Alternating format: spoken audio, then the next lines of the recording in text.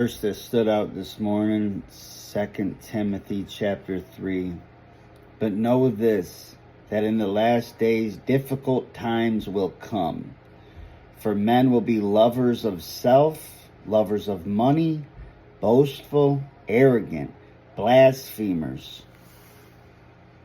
disobedient to parents, ungrateful, unholy, unloving, irreconcilable, malicious gossips, without self-control, without gentleness, without love for good, treacherous, reckless, conceited, lovers of pleasure rather than lovers of God, holding to a form of godliness, but having denied its power.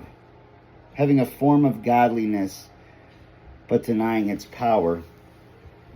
And I won't go into great detail of what that might look like, but may that never be us.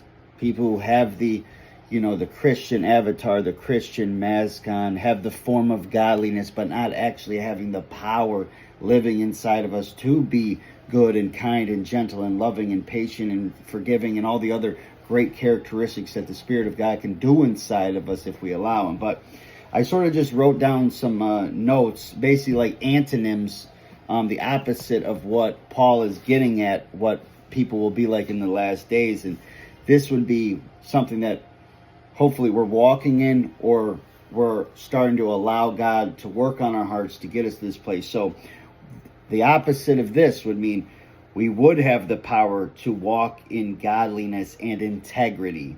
We would be lovers of God, lovers of the Lord Jesus Christ, modest, full of humility, not having an ego, meek and gentle, down to earth, unpretentious, not trying to impress others, but just trying to live out the will of God and satisfy Him and be loving and kind to others.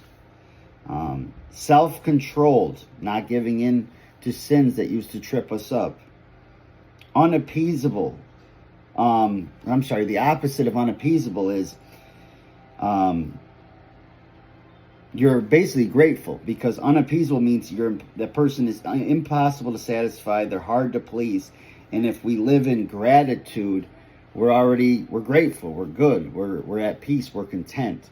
So hopefully we're starting to get into the things that have later been mentioned and not what Paul was getting at. So having the power to walk in godliness, love, integrity, kindness, peace, and everything else of that nature.